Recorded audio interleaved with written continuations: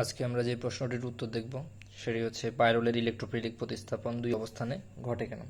এর আগে আমরা ফিউরানেরটা দেখেছিলাম, তো সেমভাবে আমরা পাইরোলেরটাও দেখব একই রকম। তো প্রথমত পাইরোলের গঠনটা আমরা দেখব। পাইরোলের গঠনটা হচ্ছে প্রায় ফিউরানের মতোই, শুধু ফিউরানের মধ্যে এখানে অক্সিজেন ছিল, এখন পাইরোলের মধ্যে নাইট্রোজেন থাকবে এবং সাথে একটা হাইড্রোজেন থাকবে এবং এক জোড়া মুক্ত জোড় থাকবে। এর পাশাপাশি দুটি দ্বিবন্ধন থাকবে। তাহলে এটাই হচ্ছে কি আমাদের পাইরোল।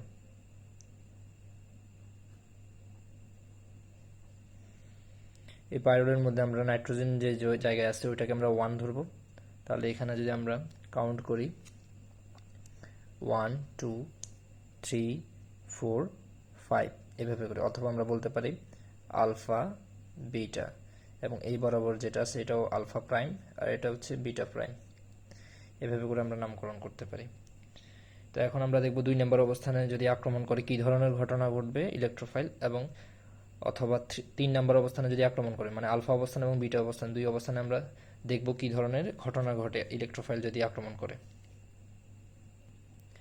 এখন এই পাইরোলের 2 নম্বর অবস্থানে ইলেকট্রোফাইলের আক্রমণটা দেখব। তো পাইরোলের সাথে আমরা যদি একটা ইলেকট্রোফাইল দিই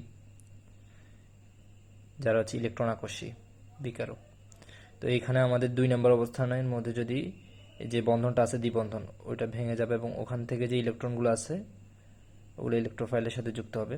তো এখানে যদি আক্রমণ করা হয় তাহলে মধ্যবর্তী যে কার্বোকাটায়নগুলো উৎপন্ন হবে সেগুলো আমরা দেখব রেজোনেন্সের মাধ্যমে। তো এখানে যদি আক্রমণটা করে তাহলে প্রথমে আমরা স্ট্রাকচারটা আঁকি। আগের মতো করে নাইট্রোজেন হাইড্রোজেন এগুলো থাকবে, শুধু এই বন্ধনটা ভেঙে যাবে, ভেঙে গিয়ে এটা বের হয়ে একটা হাইড্রোজেন এবং একটা ইলেকট্রোফাইল, মূলত এই বন্ধনটার সাথে যুক্ত হচ্ছে ইলেকট্রোফাইলটা, আর ভিতরে একটা সবগুলো কার্বনের মধ্যে হাইড্রোজেন আছে। আমরা যদি এখানে দেখাই প্রতিটা কার্বনের মধ্যে একটা করে হাইড্রোজেন আছে, যেমন এই জায়গায় সবগুলোর মধ্যে কার্বন আছে, কার্বনের পাশাপাশি একটা করে হাইড্রোজেন আছে, সবার সাথে সব কার্বনের সাথে একটা করে হাইড্রোজেন যুক্ত আছে। এখানে তো দ্বিবন্ধন ছিল আগে থেকে, তো ওই হাইড্রোজেনগুলো আমরা এখানে সবগুলোকে দেখাইনি, তো এইটার জন্য আমরা আলাদা করে দেখাচ্ছি এখানে যে হাইড্রোজেনটা আছে ওইটা ভেতরের হাইড্রোজেনটা, এবং তার পাশাপাশি দ্বিবন্ধনটা বের করে আমরা এখানে ইলেকট্রোফাইলটা যুক্ত হয়েছে। তো এখানে এই দ্বিবন্ধনটা যেহেতু বের হয়ে গেছে সেজন্য এই দ্বিবন্ধনটা মূলত ছিল 2 এবং 3 নম্বর কার্বনের মধ্যে, যেহেতু 2 নম্বর কার্বনের মধ্যে দ্বিবন্ধনটা আছে 3 নম্বর কার্বনের নেই, সেজন্য এখানে প্লাস চার্জের উদ্ভব হবে। আর এখানে যে দ্বিবন্ধনটা আগে থেকে ছিল ওইটা যেভাবে ছিল ওভাবে থাকবে, আর এখানে এক জোড়া মুক্ত জোড় ছিল। তো এর পরবর্তীতে আমরা যেহেতু এখানে প্লাস চার্জের উদ্ভব হয়েছে এটাকে প্রশমিত করার জন্য এখান থেকে এই বন্ধনটা এখানে চলে আসবে যাতে এই প্লাসটা প্রশমিত হয়ে যায়। তো এখান থেকে আমরা আরেক ধরনের স্ট্রাকচার পাবো। তো একই রকম ভাবে আমরা আবার স্ট্রাকচারটা এঁকে নিচ্ছি। এখানে নাইট্রোজেন হাইড্রোজেন দ্বিবন্ধনটা, তো এখানে আগে থেকে আমরা যে হাইড্রোজেন এবং ইলেকট্রোফাইলটা ছিল ওগুলো এঁকে নিচ্ছি। তো এর পরবর্তীতে এইটা বললাম যে এইটা এখানে চলে আসবে, তাহলে এইটা যদি এখানে নিয়ে যাই এভাবে হবে, দ্বিবন্ধনটা এখানে চলে আসছে, তাহলে এই প্লাসটা প্রশমিত হয়েছে, কিন্তু এই দ্বিবন্ধনটা ছিল 3 নাম্বার এবং 4 নাম্বার এবং 5 নাম্বার, 4 এবং 5 নাম্বার কার্বনে অবস্থানে ছিল। তো এখানে যেহেতু এটা এখানে চলে এসেছে সেজন্য এই জায়গায় আবার প্লাস চার্জের সৃষ্টি হবে। তো এই প্লাস চার্জকে প্রশমিত করার জন্য এখান থেকে মুক্ত জোড় ইলেকট্রনগুলো এখানে চলে আসবে, বন্ধন গঠন করবে এখানে এসে। তো সেইমভাবে আমরা এখানে আরেক ধরনের রেজোনেন্স পাবো, রেজোনেন্সের জন্য কার্বোক্যাটায়ন পাবো, এবং হাইড্রোজেন থাকবে, এবং মুক্ত জোটগুলো যেহেতু এখানে চলে আসছে তো এখানে দ্বিবন্ধনটা দেখাইলাম, এবং এখানে মুক্ত জোট যেহেতু চলে আসছে নাইট্রোজেনের উপরে প্লাস চার্জের সৃষ্টি হবে, আর এই দ্বিবন্ধনটা আগে থেকে যেভাবে ছিল ওভাবে থাকবে, এবং এখানে হাইড্রোজেন এবং ইলেকট্রোফাইলটা থাকবে আগের মতো করে।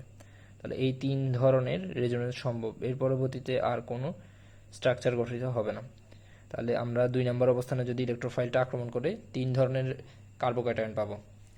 এর পরবর্তীতে আমরা 3 নম্বর অবস্থানে আক্রমণ করলে কি ধরনের রেজোনেন্স স্ট্রাকচার হয় সেটা দেখব।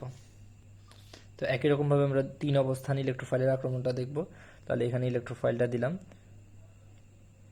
এবং আগের মতো করে এই দ্বিবন্ধন থেকে ইলেকট্রনগুলো এসে এই ইলেকট্রোফাইলের সাথে যুক্ত হবে। তো যে ধরনের কার্বোক্যাটায়নগুলো উৎপন্ন হবে সেগুলো আমরা এখন স্ট্রাকচারটা লিখছি। নাইট্রোজেন থাকবে, হাইড্রোজেন থাকবে এবং এক জোড়া মুক্ত জোট থাকবে। তো এই জায়গার মধ্যে 1 2 3 নম্বর অবস্থানটা হচ্ছে এটা। তাহলে এই জায়গায় ভিতরের হাইড্রোজেনটা আমরা দেখালাম, তার পাশাপাশি ইলেকট্রোফাইলটা যা যুক্ত হলো সেটা দেখলাম। এবং যেহেতু এই বন্ধনটা এখন 3 নম্বর স্থানে এসেছে, তাহলে 2 নম্বর স্থানে আমাদের প্লাস চার্জের সৃষ্টি হবে। আর এখানে যে দ্বিবন্ধনটা আগে থেকে ছিল ওইটা যেভাবে ছিল ওভাবে থাকবে। তো এর পরবর্তীতে আমাদের এই জায়গায় যেহেতু প্লাস চার্জ হয়েছে, এই প্লাস চার্জকে প্রশমিত করার জন্য এইখান থেকে মুক্ত জোট ইলেকট্রনগুলো এখানে চলে আসবে। এইখানে যদি চলে আসে তাহলে কি ধরনের স্ট্রাকচার হয় সেটা আমরা দেখি। নাইট্রোজেন থাকবে, এর পাশাপাশি এখানে হাইড্রোজেনটা থাকবে। তো মুক্ত জোট ইলেকট্রনগুলো এই জায়গায় চলে আসলো। তাহলে যে মুক্ত জোটগুলো যেহেতু চলে আসলো, নাইট্রোজেনের উপর এখন প্লাস চার্জের উদ্ভব হবে। আর এখানে আগে থেকে যে বন্ধনটা ছিল ওইটা থাকবে এবং হাইড্রোজেন এবং ইলেকট্রোফাইলটা এভাবে থাকবে আগের মতো। তো এখানে আমরা দেখলাম যে একটা দ্বিবন্ধন আছে। এখন আমরা যদি এই চার্জকে যদি প্রশমিত করতে চাই, এটাকে এখানে আনতে হবে। কিন্তু এখানে আনলে আমরা দেখব যে একসাথে দুইটা দ্বিবন্ধন হয়ে যাচ্ছে। আমরা জানি যে চাকরিক যৌগগুলোর ক্ষেত্রে পরপর একটা দ্বিবন্ধন, এরপরে সিঙ্গেল বন্ধন, এরপরে আবার দ্বিবন্ধন, এভাবে করে থাকে। তো এখানে একসাথে দুইটা হয়ে যাবে, সেজন্য এভাবে আর রেজোনেন্স গঠিত হতে পারবে না। এখানে যে সমাপ্ত হবে রেজোনেন্সের স্ট্রাকচারটা। তাহলে এখানে আমরা পাইতেছি দুই ধরনের কার্বোক্যাটায়ন 3 নম্বর অবস্থানে আক্রমণ করলে, আর 2 নম্বর অবস্থানে আক্রমণ করলে পাইতেছি আমরা 3 ধরনের কার্বোক্যাটায়ন। তো যেহেতু 3টার রেজোনেন্স গঠন পাওয়া যায় 2 নম্বর অবস্থানে, তাই এটা অধিক সুস্থিতিশীল। আর যেহেতু 2টা পাওয়া যাচ্ছে সেটা সুস্থিতিশীল, তবে এটা চাইতে কম, এই 2 নম্বর অবস্থানের আক্রমণের চাইতে কম। সেজন্য বলা যায় যে পাইরোলের ইলেকট্রোফিলিক প্রতিস্থাপন বিক্রিয়াটা 2 নম্বর অবস্থানে ঘটবে। সেজন্য ইলেকট্রোফাইলটা 2 নম্বরে যুক্ত হয়, 2 নম্বর অবস্থানে যুক্ত হবে। আশা করি এটা আমরা উত্তরটা সুন্দর করে সাজিয়ে লিখতে পারবো এভাবে করে।